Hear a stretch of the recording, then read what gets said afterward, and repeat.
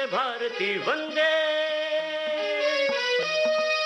हम वासी इस देश के, यहाँ वेद की गंगा बहती है। हम शूरवीर इस देश के, यहाँ अलख क्रांति की जलती है। वंदे भारती वंदे भारती वंदे भारती वंदे भारती वंदे भारती। वंदे भारती भारत की आजादी के अमृत महोत्सव के उपलक्ष्य में प्रस्तुत है फिल्म प्रभाग के वृत्त चित्र पर आधारित श्रृंखला की 8वीं कड़ी।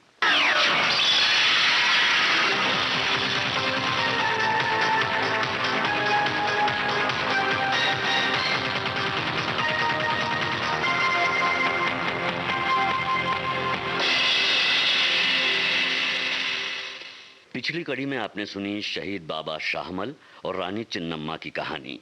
इस कड़ी में प्रस्तुत है 1857 की महिला क्रांतिकारी अवध की मलिका बेगम हजरत महल की कहानी।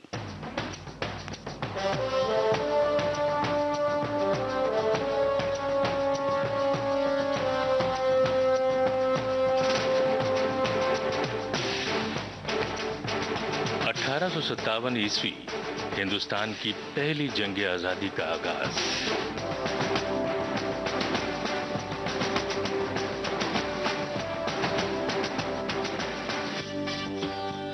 एक निडर सुपुत्री ने अपना आंचल हटाया, पर्दे से निकली और देश की आजादी के लिए बगावत का बिगुल बजाया। देश मेरे मेरी जान है तू, देश मेरे मेरी जान है तू, देश मेरे मेरी शान है तू। जिस सर पे वो ताज मुरस्सा था, वो सर कैसा था? औरतें ऐसी थीं जिस घर की, वो घर कैसा था? मिटाने से नहीं मिटते, डराने से नहीं डरते, वतन के नाम पे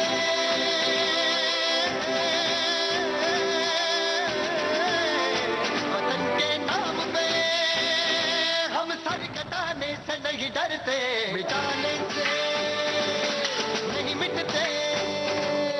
देश मेरे मेरी जान है तू, देश मेरे मेरी जान है तू, देश मेरे मेरी शान है तू, देश मेरे मेरी शान है तू।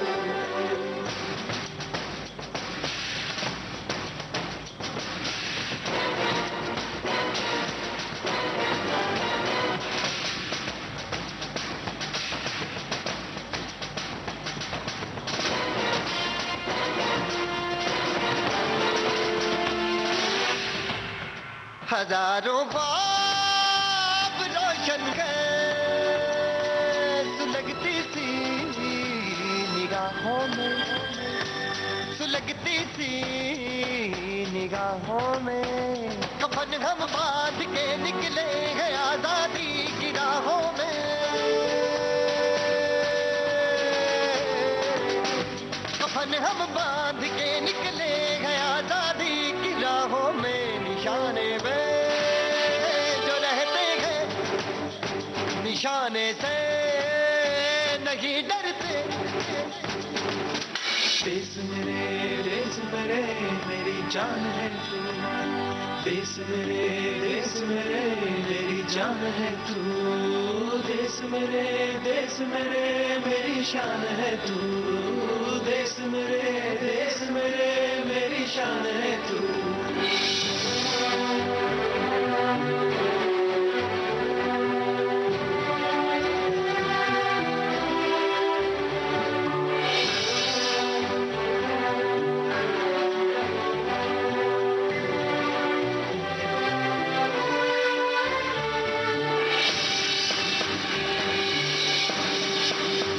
हमारी एक मंजिल है, हमारी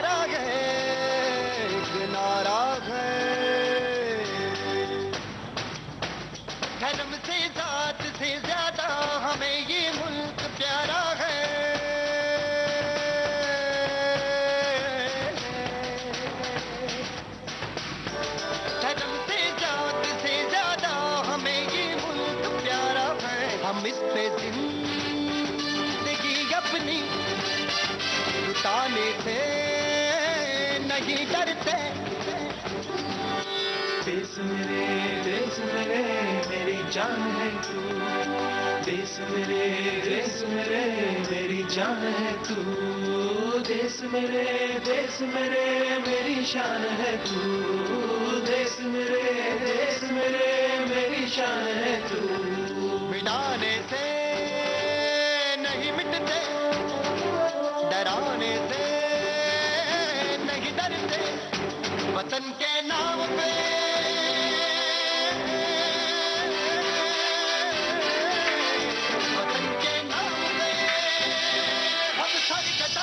नहीं डरते।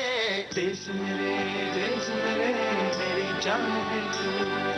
देश मेरे मेरी जान है तू।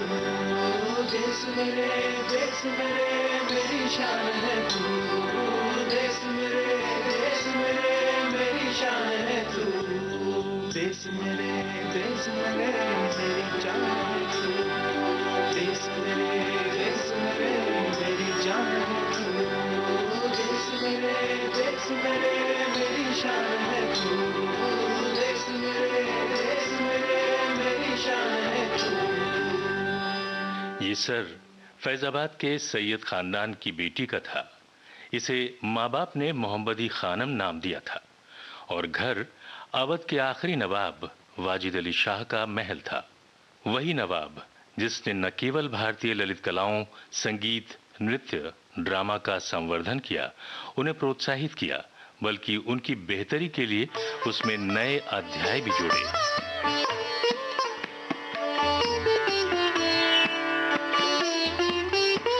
भारत की ये निडर सुपुत्री इसी ताजदार की मलिका थीं।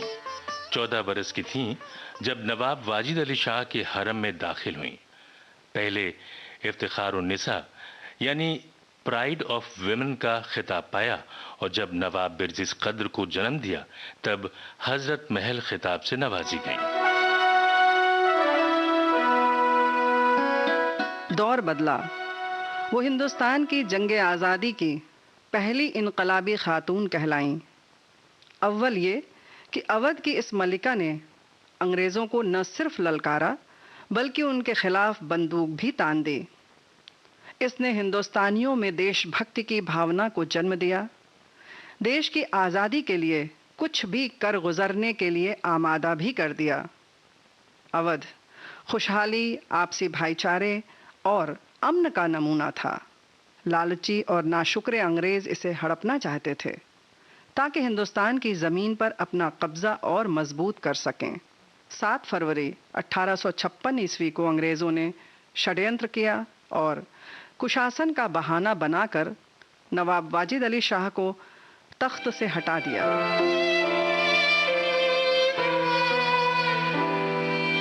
ये एक ऐसा निर्णय था जिसने क्रूर अंग्रेज़ों का खौफ लोगों के दिलों में बढ़ा दिया। हजरत महल चाहती थी कि बादशाह अंग्रेज़ों का मुकाबला करें। बादशाह ने एक बड़ी सेना होने के बाद भी सभ्य और सुसंस्कृत होने का परिचय दिया और ब्रिटेन जाकर इंसाफ मांगने के लिए अपनी मर्जी से लखनऊ छोड़ दिया। लखनऊ से होने वाली बगावत को कुचलने के लिए अंग्रेजों ने उधर दहशत का बाजार गर्म कर दिया। हिंदुस्तान की गौरवशाली तहजीब की निशानियों और बस्तियों को तबाह और बर्बाद कर दिया। धार्मिक स्थलों को धूल में मिला दिया। शाही ग्रंथालय को, जिसमें बादशाह की निजी कीमती चीजों के अलावा बेशकीमती पांडुलिपियां और दुर्लभ किताबें थीं, अपनी व्यक्तिगत संपत्ति बना लिया।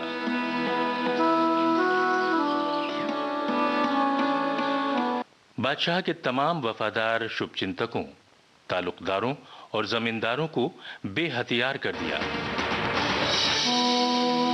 अवध की मलिका के साथ साथ लोग भी इस दहशतगर्दी के खिलाफ उठ खड़े हुए ताकि अपने खोए हुए सम्मान को वापस पा सकें। बेगम हजरत महल जोशीली और बहादुर महिला थीं। उन्होंने न सिर्फ अवध को आज़ाद कराने का बीड़ा उठाया बल्कि अंग्रेजी सरकार से पूरे हिंदुस्तान को आज़ाद कराने की ठान ली। हजरत महल के अंग्रेज़ों के खिलाफ इस ऐलानी जंग में हर एक ने अपना सुर मिला लिया। सारे राजे, महाराजे, तालुकेदार, जमींदार और आवाम उनके साथ हो लिए। राजा बेनी माधव बख्श, राजा दिग्विजय सिंह, सरफुद्दौला, बालकृष्ण, खान अली खान, राजा जियालाल, मामून खान और राजा मान सिंह सब बेगम हजरत महल के साथ मिल गए। हजरत महल के इरादे देखकर फैजाबाद के मौलवी अहमद उल्ला शाह, जिन्हें लोग प्यार से डंका शाह कहते थे, और पिठौर के पेशवा नाना साहब और दूसरे रहनुमा भी इनके साथ आ गए।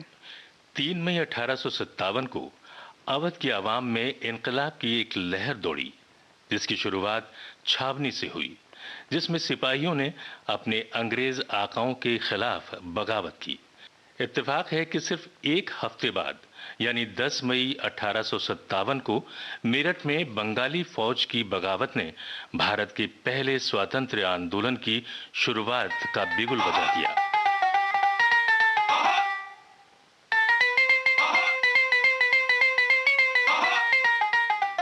देश के इतिहास में स्वर्णिम अक्षरों में दर्ज 1857 की मेरठ क्रांति।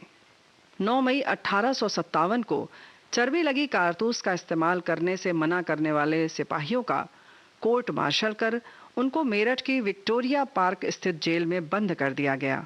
सैनिकों पर हुई इस कार्रवाई और अपमान ने क्रांति को जन्म दिया। कोर्ट मार्शल की घटना ने क्रांति की तात्कालिक भूमिका तैयार कर दी। गाय और सूअर की चर्बी से बने कारतूस चलाने से मना करने पर 85 हिंदू और मुसलमान सैनिकों ने बगावत कर दी। कोर्ट मार्शल के साथ साथ उनको 10 साल की सजा सुनाई गई। 10 मई की शाम होते होते अंग्रेजों के खिलाफ विद्रोह भड़क उठा। 10 मई रविवार का दिन अंग्रेज अधिकारियों ने गर्मी के कारण चर्च में सुबह की जगह शाम को जाने का फैसला किया। शाम करीब 5:30 बजे क्रांतिकारियों और भारतीय सैनिकों ने अंग्रेज सैनिक और अधिकारियों पर हमला बोल दिया। 10 मई की शाम 6:30 बजते बजते इन सिपाहियों ने 85 सैनिकों को विक्टोरिया पार्क जेल से मुक्त करा लिया। देखते ही देखते अंग्रेजों के खिलाफ विद्रोह के सुर तेजी से मुखर हो गए। मेरठ से शुरू हुई क्रांति से जो चिंगारी निकली वो धीरे धीरे ज्वाला बन गई और पूरे देश में फैलने लगी।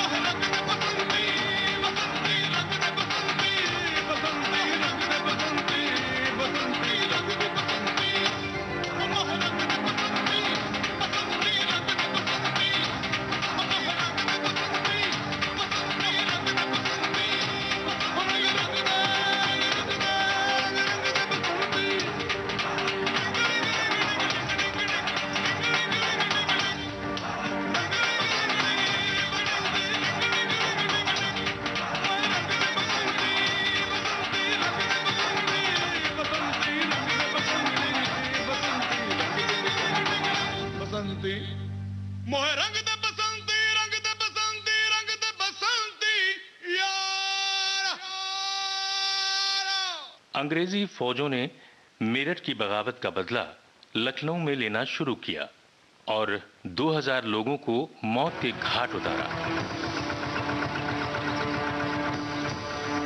इसके बावजूद बेगम हजरत महल ने आवाम में अंग्रेजों के खिलाफ एक नया जुनून पैदा कर दिया।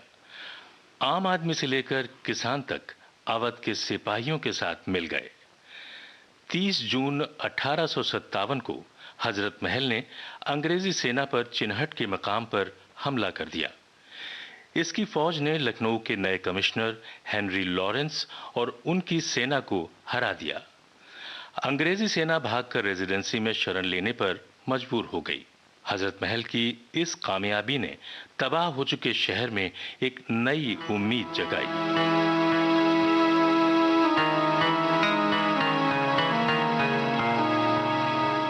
भारत के स्वतंत्रता संग्राम में लखनऊ की रेजिडेंसी में हुई जंग को कभी नहीं भुलाया जा सकता। 35 एकड़ में फैली रेजिडेंसी में कोई 3000 सैनिक घेरे में थे। अवध के जाबाज सिपाहियों की ताकत ने अंग्रेज सैनिकों को पस्त कर दिया।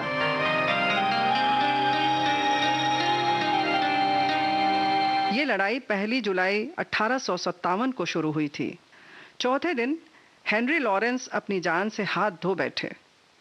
बेगम हजरत महल के नजदीकी वफादार राजा जियालाल के हाथ में अवध की कमान थी। अवध की सेना के वीर सिपाहियों ने रेजिडेंसी की दीवार बारूद से उड़ा दी, जिसके निशान आज भी मौजूद हैं।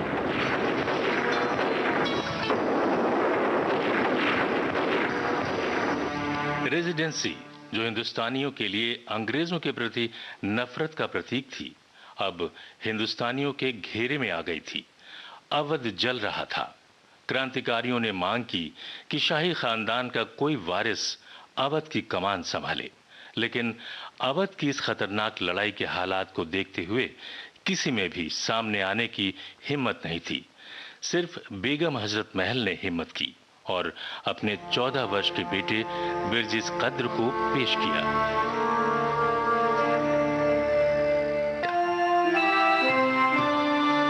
5 जुलाई 1857 को बिरजिस कद्र की ताजपोशी कई विशिष्ट लोगों की उपस्थिति में हुई।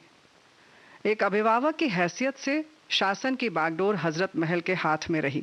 बेगम हजरत महल ने बिरजिस कद्र के हस्ताक्षर से आम लोग और विशेष रूप से जमींदारों और ताल्लुकेदारों के लिए शाही फरमान जारी कर दिया कि वो निश्चिंत हो जाएं और अंग्रेजों के खिलाफ अवध के शासन के झंडे तले अवध की सेना का समर्थन और सहयोग करें। बेगम हजरत महल कौमी एकता चाहती थीं ताकि सब एकजुट होकर अंग्रेजों से मुकाबले के लिए खड़े हो सकें। उनके लिए अवध की आज़ादी तब तक पूरी नहीं थी जब तक देश का चप्पा चप्पा अंग्रेजों के बंधन से मुक्त न हो।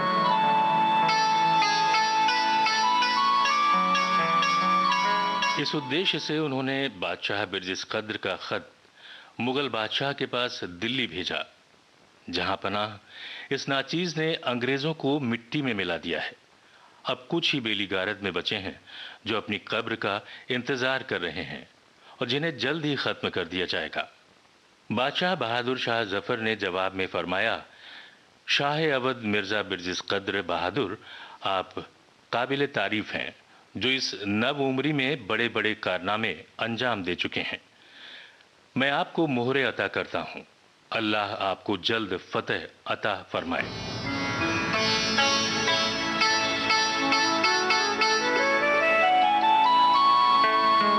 बेगम की राजनीतिक दूरदृष्टि से अवध को दिल्ली से समर्थन और प्रोत्साहन मिल गया, जिसका 1819 से इंतजार था। इंजीनियर मोहम्मद अली खुद एक स्वतंत्रता सेनानी थे और युद्ध कौशल के जानकार भी थे। उनकी निगरानी में बेगम हजरत महल ने शहर के पास मिट्टी की दीवार बनवाना शुरू कर दिया। बेगम ने अपने गहने और बहुमूल्य सामान लाखों रुपए में बेचकर मजदूरों को उनका मेहनताना दिया। रवि भट्ट का कहना है, आप उनकी देखे कितनी विलक्षण प्रतिभा थी कि आम आदमी उनकी कितनी इज्जत करता था। जब सरकारी खजाना खत्म हो गया बेगम हजरत महल का, पैसे बिल्कुल नहीं बचे थे, उस समय बेगम हजरत महल रईस लोगों के लिए उन्होंने एक डिक्लेरेशन दिया कि जो भी रईस लोग हैं उनको कुछ पैसे देने पड़ेंगे वॉर फंड के अंदर। और इसके लिए वो घर घर गई, जहां पर लोगों ने अपने जेवर निकाल के उनको दे दिए, घर के महंगे सोने चांदी के बर्तन उनको दे दिए, और जिसके पास जो भी था वो उन्होंने दिया, जिसको कि वो फौरन लेके भेज देती थी सरकारी खजाने में, जिससे कि सरकार का खर्चा, फौज का खर्चा चलता। बेगम हजरत महल की अवध में बढ़ती हुई लोकप्रियता ने अंग्रेजों के उस बहाने को बेबुनियाद साबित कर दिया जिसमें उन्होंने कहा था कि अवध में शासन की दुर्व्यवस्था थी, इसलिए अवध की बागडोर ईस्ट इंडिया कंपनी के हाथों सौंपी गई। कलकत्ता में रह रहे बेगम हजरत महल के परपोते डॉक्टर कौकब कद्र का कहना है, हमें फख्र है इस बात पर कि हम उस लीडर औरत के परपोते हैं जिसने पर्दे से निकल के शमशीर और सना की झंकार से पूरे अवध को गरमा दिया, और इसके लिए उन्हीं ने अपने को उसी आग में झोंक दिया जो अपने चारों तरफ लहकते हुए देख रही थी। ये वो लोग थे जिन्होंने अपनी जान दे के आज़ादी को जिला बख्शी। जलते भी गए, कहते भी गए, आज़ादी के परवाने, जीना तो उसी का जीना है जो मरना वतन पे जाने।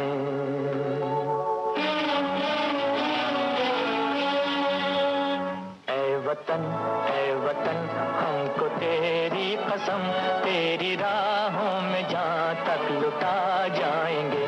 भूल क्या चीज है तेरे कदमों पे हम भेंट अपने सरों की चढ़ा जाएंगे। ऐ वतन हमको तेरी कसम, तेरी राहों में जहाँ तक लुटा जाएंगे। ऐ वतन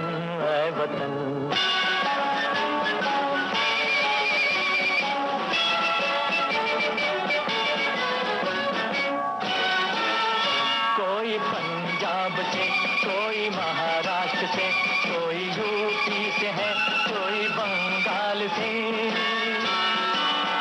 कोई पंजाब से, कोई महाराष्ट्र से, कोई यूपी से है, कोई बंगाल से।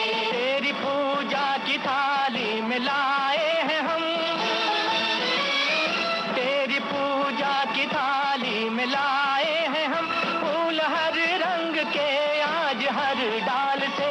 फूल हर रंग के आज हर डाल से। नाम कुछ भी सही पर लगन एक है, जोत से जोत दिल की जगा जाएंगे। ऐ वतन हमको तेरी कसम, तेरी राहों में जा तक लुटा जाएंगे। ऐ वतन ऐ वतन।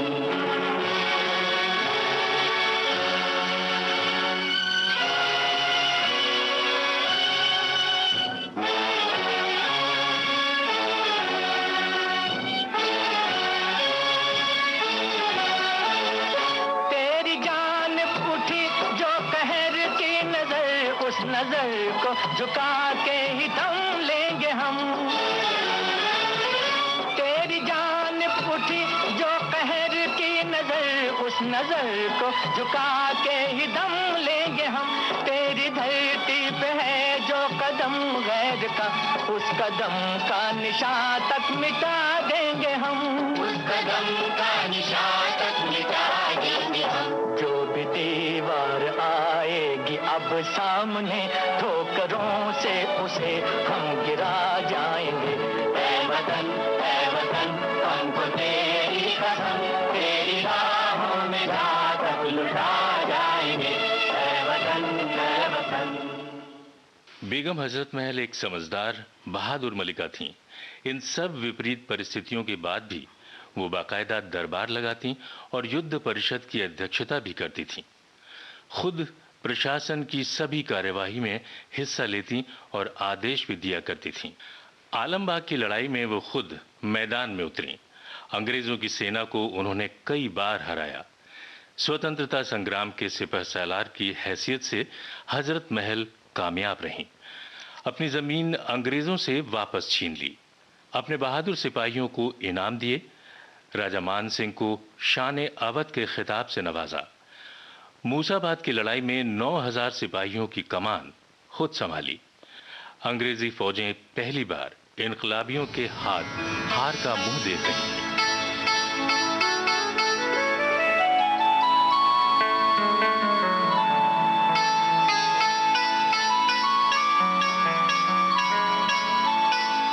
हावर्ड रसल अपनी पुस्तक माय इंडियन म्यूटिनी में कहते हैं, वो अदम्य ऊर्जावान काबिल महिला थीं। बेगम ने हमारे खिलाफ एक अमर युद्ध की घोषणा की। हमारे दरमियान जो समझौते हुए हमने उसे छुपाया।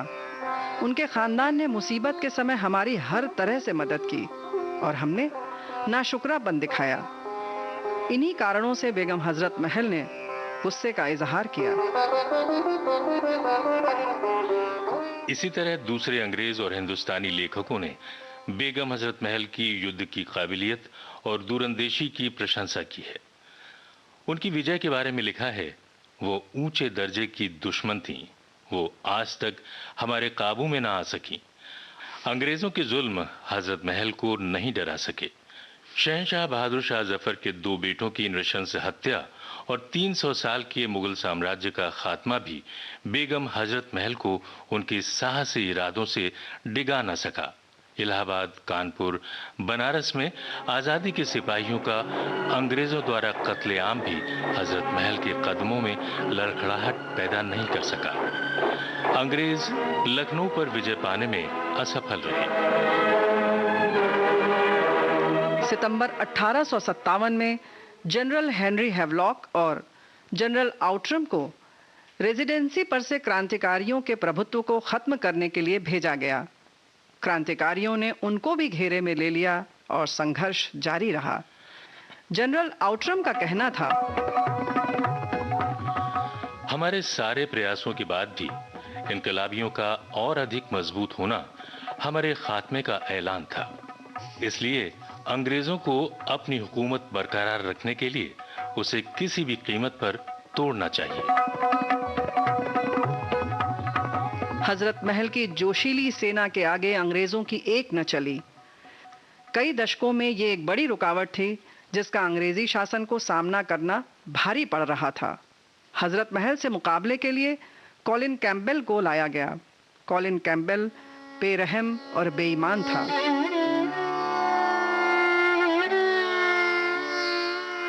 चीफ इंजीनियर मोहम्मद अली खान, जिसने लखनऊ के चारों तरफ दीवार और रेजिडेंसी की चारदीवारी पत्थर की बनाई थी, उस इंजीनियर मोहम्मद अली खान ने अपनी फांसी से पहले W.F. मिशेल से कहा,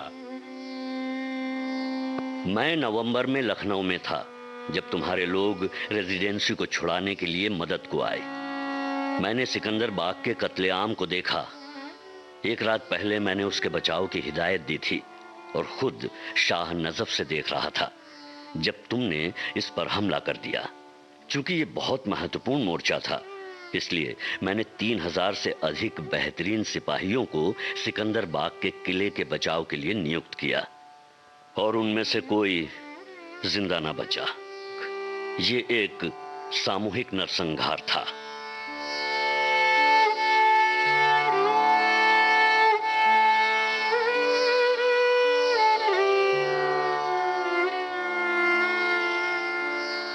अब कॉलिन कैम्पबेल के लिए रेजिडेंसी तक पहुंचने का रास्ता साफ हो गया। इस नरसंहार ने रेजिडेंसी के लोगों का 5 महीने का आत्मविश्वास तोड़ दिया। लेकिन लखनऊ में बेगम हजरत महल की सेना डटी रही। अंग्रेजों ने गोरखपुर और लखनऊ को उनके अधिकार वापस देने के बजाय नेपाल के बादशाह राणा जंग बहादुर सिंह से मदद खरीद ली। बेगम हजरत महल ने नेपाल के राजा को उससे अधिक धनराशि देने का प्रस्ताव रखा, लेकिन नेपाल के राजा ने उसे स्वीकार नहीं किया। इस नए बदलते हुए माहौल को देखकर बहादुर और समझदार मलिका ने अपने सिपाहियों को लखनऊ की सुरक्षा के लिए और अधिक उत्साह के साथ लड़ने के लिए प्रोत्साहित किया। कैसरबाग के पास उनके लगभग 5000 सिपाही बागी हो गए और इस तरह कैसरबाग हाथ से निकल गया। गोरखा सिपाहियों की मदद से कैम्पबेल ने लखनऊ पर कब्जा कर लिया। लखनऊ की लूटमार से ईस्ट इंडिया कंपनी और राणा जंग बहादुर को आर्थिक फायदा बहुत हुआ। इसमें करोड़ों अरबों पाउंड लूटा गया, जिसे नेपाल और इंग्लैंड ने बराबर बराबर बांट लिया। अब लखनऊ हाथ से निकल चुका था। दिलकुशा, कैसरबाग, सिकंदरबाग, आलमबाग, रेजिडेंसी अंग्रेजों के कब्जे में आ चुके थे। सिर्फ मूसाबाग बचा हुआ था, जिसका बचाव बहादुर सिपाही मार्च 1858 तक करते रहे। अवध की निडर और देशभक्त मलिका बेगम हजरत महल ने बहराइच में बौंडी के किले से देश की स्वतंत्रता के लिए अपनी लड़ाई जारी रखी। अक्टूबर 1858 में रानी विक्टोरिया ने हिंदुस्तान पर शासन की बागडोर संभाली। रानी विक्टोरिया को हिंदुस्तान की जनता की हितैषी और रक्षक के तौर पर प्रस्तुत किया गया। इंसाफ और माफी की घोषणा की गई और अंग्रेजों के गुलाम बने रहने पर पुरस्कार और सम्मान दिए जाने लगे। इतना सब कुछ घटता रहा, लेकिन हजरत महल के हौसले अब भी बुलंद थे। सामर्थ्यवान मालिका हजरत महल ने विक्टोरिया की हुकूमत को चुनौती दी। बेगम हजरत महल ने एक जवाबी फरमान जारी किया कि अवध की जनता अंग्रेजों के झूठे वादों में ना आए। लोगों को चेतावनी दी गई कि वो गुमराह ना हों, अंग्रेजों पर विश्वास ना करें। अंग्रेजों ने हिंदुस्तानियों के तमाम कर और जुर्माने माफ कर दिए। ये बहुत चौंकाने वाली बात थी, क्योंकि ये अंग्रेजों के व्यवहार के विरुद्ध था। वो कभी भी किसी की कोई गलती, चाहे छोटी हो चाहे बड़ी, क्षमा नहीं करते थे।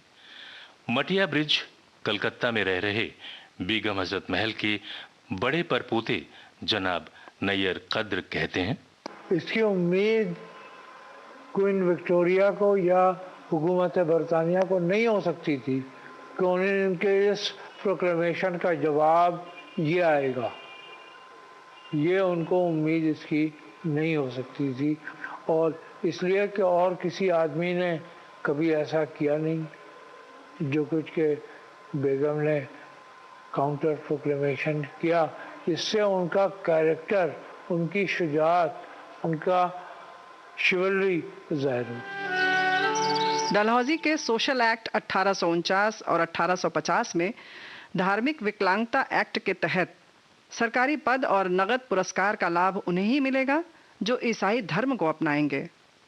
इस पर पर्दा डालने के लिए रानी विक्टोरिया ने धार्मिक स्वतंत्रता पर एक बयान दिया, जिसके जवाब में बेगम ने बयान जारी किया, किसी न्याय के लागू होने में किसी के धर्म के सच्चा और झूठा होने से क्या संबंध है। वही धर्म सच्चा है जो मानता है कि ऊपर वाला एक है, दूसरा और कोई नहीं। बेगम हजरत महल ने अपने बेटे बिरजिस कद्र की ओर से खुद घोषणा करवा दी कि हर किसी को अपने धर्म को मानने और उस पर बने रहने की इजाज़त है। अपनी योग्यता और अपनी गरिमा के हिसाब से अपने सम्मान को बखूबी बचाए रखें। बेगम की कोशिशों से लोकतांत्रिक मूल्य पहली बार सामने आए। इतिहासविद रोशन तकी कहते हैं, अंग्रेज देश की स्वतंत्रता के लिए लड़ रहे वीर क्रांतिकारियों को जिंदा या मुर्दा पेश करने वालों के लिए इनाम की घोषणा कर रहे थे। इसके विपरीत हजरत महल अपने देशवासियों से अपने देश की आजादी के लिए जान की कुर्बानी मांग रही थी।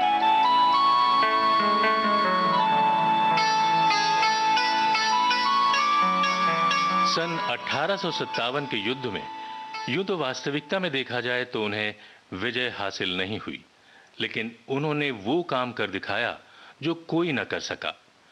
अंग्रेजी शासन ने हजरत महल को कई विकल्प दिए। उनके सामने सुख सुविधाएं और पेंशन देने का प्रस्ताव रखा, लेकिन हिंदुस्तान की स्वाभिमानी और देशभक्त बेटी ने उसे ठुकरा दिया। साहसी मलिका को मनाने के लिए अंग्रेज प्रयास करते रहे। और भी मुद्दे उठाए गए, जैसे उन्होंने आसफुद्दौला के समय की जागीरों की बहाली की भी पेशकश की। बेगम हजरत महल को एक साधारण स्त्री समझने वाले अंग्रेजों ने उन्हें और भी लाभ देने का प्रयास किया। आंखों में हिंदुस्तान की स्वतंत्रता का सपना सजाने वाली मलिका की आंखों में कोई और सपना जगह न ले सका। बेगम हजरत महल हिंदुस्तान की पूर्ण आजादी पर किसी तरह का कोई समझौता करने को तैयार नहीं हुई। मटिया ब्रिज कोलकाता में रह रहे बेगम हजरत महल के बड़े परपोते जनाब नैयर कद्र कहते हैं, अंग्रेज़ों का ये ख्याल बेगम हजरत महल के मुताल्लिक़ था कि वो एक मामूली औरत है और वो राज़ी हो जाएंगी, लेकिन तजुर्बे से उनको मालूम हुआ कि बेगम हजरत महल कोई मामूली खातून वो नहीं थी, वो अपने मुल्क की मलका थी। तो इस लिहाज से उनको जो it was actually kind of bullet that was shot at Victoria. तुम याद रखो याद आओ इसकी भी परवाह नहीं।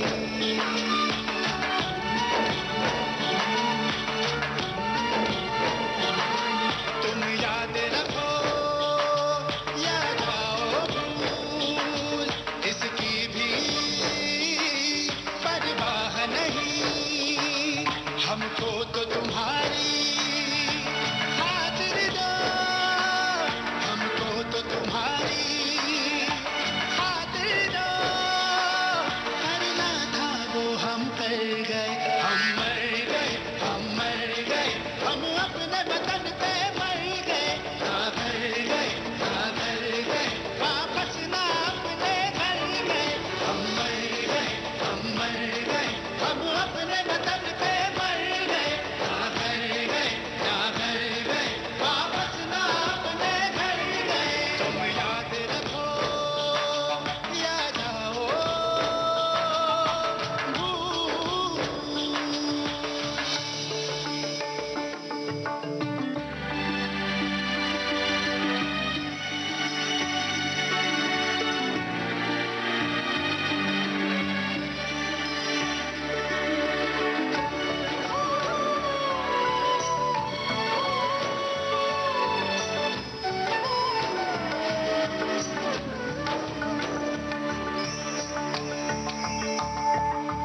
कल जब हमारा जिक्र तुम्हारे लब पे हो तो बारिशे फक्र की हम सब पे हो। कल जब हमारा जिक्र तुम्हारे लब पे हो तो बारिशे फक्र की हम सब पे हो। हम जिंदा रहेंगे तुम में, हर रिश्ता जिएंगे तुम में। हम जिंदा रहेंगे तुम में, हर रिश्ता जिएंगे तुम में। ओ जो घर की गली हमारी है, ओ उसमें ही दुनिया रखी हमारी है।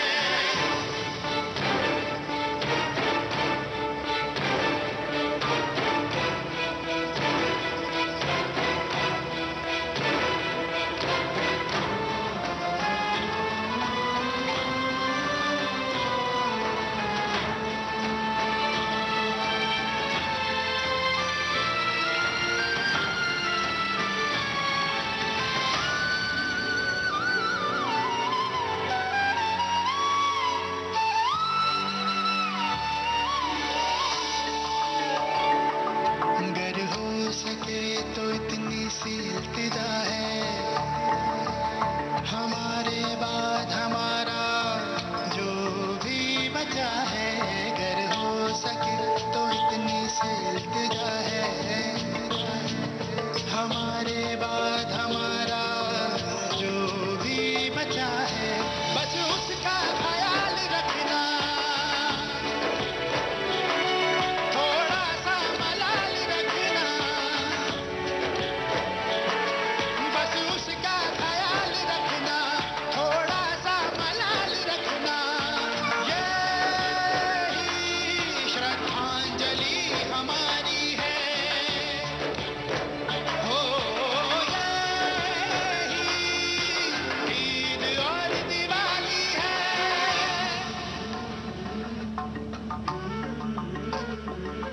तुम याद रखो या जाओ भूल, इसकी भी परवाह नहीं।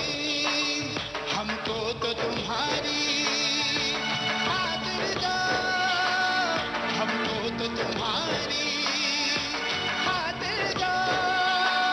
करना था वो हम कर गए, हम मर गए, हम मर गए। हम अपने वतन पे मर गए, ना घर गए, ना घर गए। वापस ना अपने घर गए। हम मर गए, हम मर गए। हम अपने वतन पे मर गए, ना घर गए, ना घर गए। वापस ना अपने घर गए। तुम याद रखो या जाओ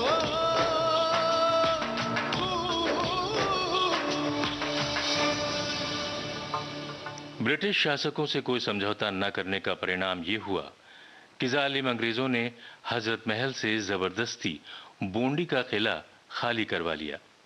अवध की आखिरी मलिका अपने कम उम्र बादशाह के साथ नदी के किनारे और हिमालय के जंगलों में घूमती रहीं। उन्होंने आजादी की मशाल जलाए रखने का बीड़ा उठा रखा था। कुंवर सिंह मारे गए, राजा जियालाल को फांसी दी गई, कितने ही सिपाहियों को जेल में कैद कर लिया गया और फिर बिना मुकदमा चलाए ही फांसी पर लटका दिया गया।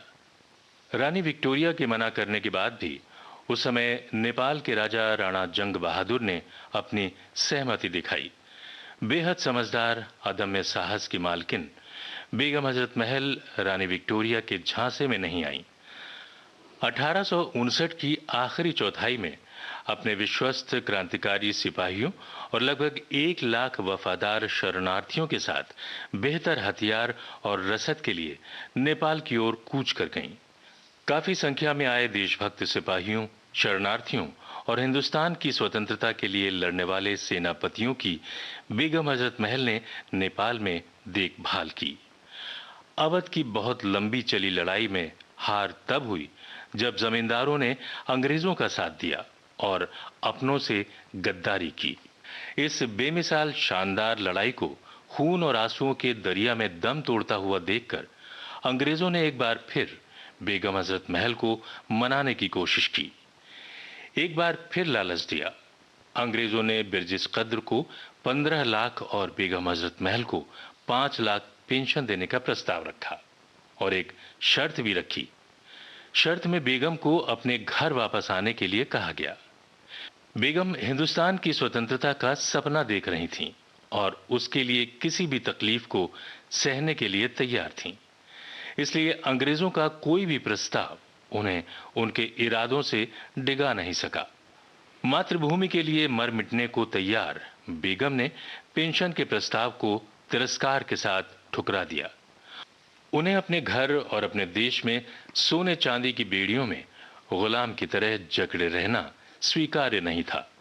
अपने साहस के दम पर वो तब भी आजाद थीं जब उन्होंने 17 अप्रैल 1879 में नेपाल के काठमांडू में अंतिम सांस ली। एक गरीब घराने की लड़की जो मलिका के रुतबे तक पहुंची और इतिहास में उससे भी ऊंचा स्थान पाया। भारत की आजादी के लिए सच्ची और निस्वार्थ भावना से किया गया उनका संघर्ष, साहस, सांप्रदायिक सौहार्द का जज्बा हमेशा जिंदा रहेगा।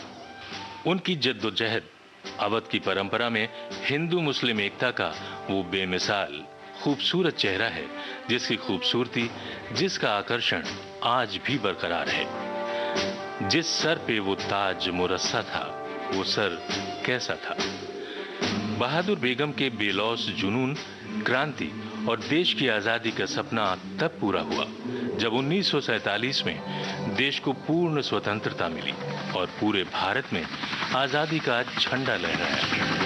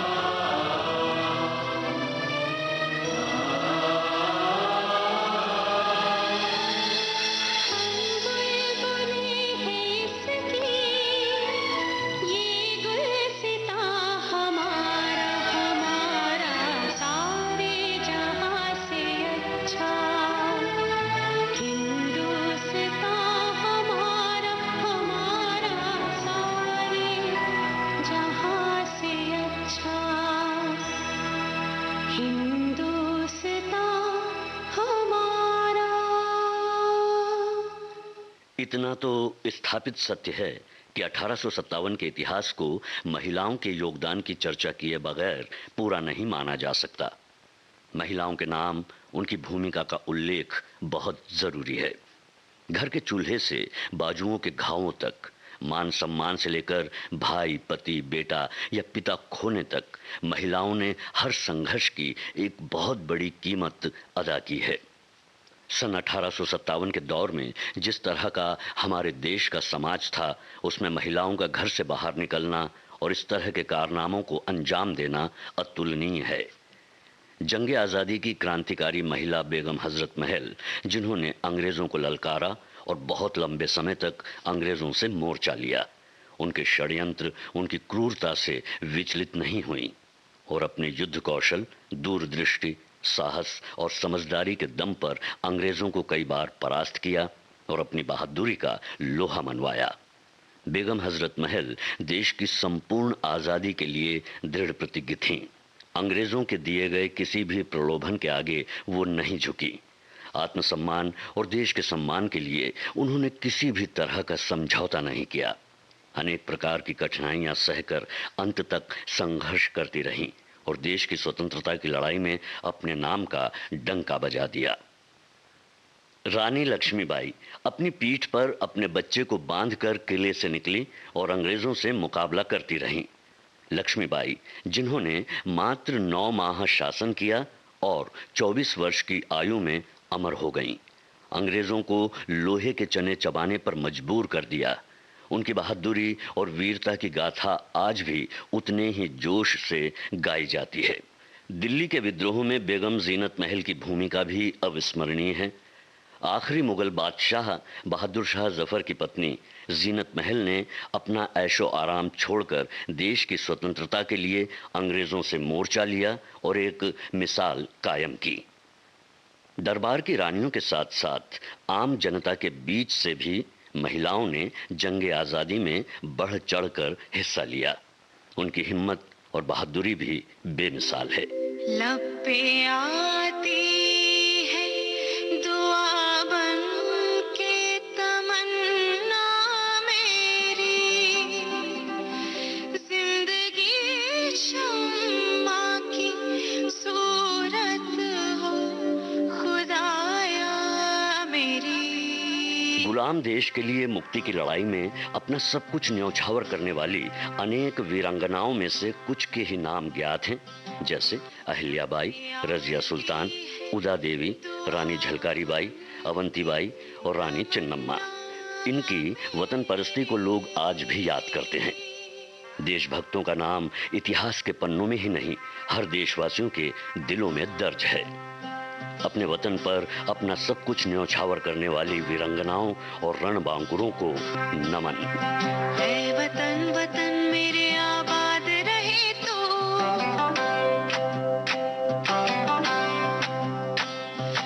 ऐ वतन वतन मेरे आबाद रहे तो, ऐ वतन वतन मेरे आबाद रहे तो, मैं जहाँ रहूं जहाँ में याद रहे तो, मैं जहाँ रहूं जहाँ में याद रहे तो, ऐ वतन मेरे वतन, ऐ वतन मेरे वतन।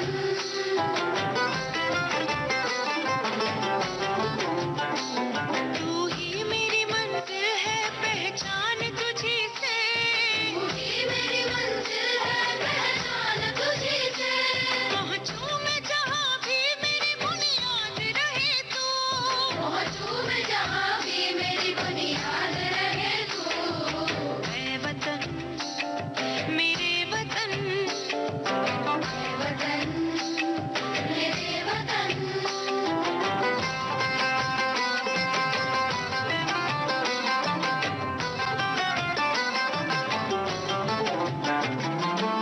तुझ पे कोई गम की आँच आने नहीं दो, तुझ पे कोई गम की आँच आने नहीं दो, कुर्बान मैं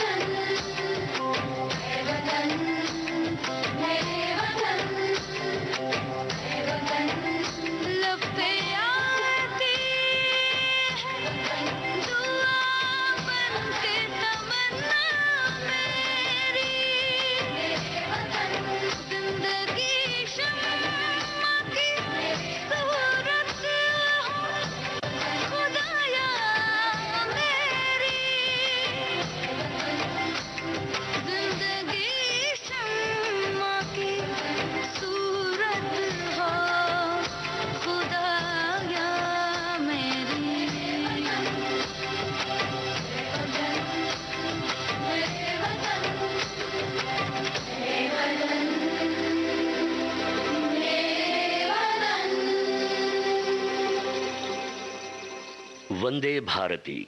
भारत की आजादी के अमृत महोत्सव के उपलक्ष्य में आप सुन रहे थे फिल्म प्रभाग के वृत्तचित्र पर आधारित श्रृंखला की 8वीं कड़ी। इस कड़ी में आपने सुनी 1857 की महिला क्रांतिकारी अवध की मलिका बेगम हजरत महल की कहानी। संपादन और संयोजन दिलीप कुलकर्णी का था। वाचन स्वर रेणु चतुर्वेदी और दिलीप। फिल्म प्रभाग के वृत्तचित्र का अनुवाद और प्रस्तुति रेणु चतुर्वेदी की थी।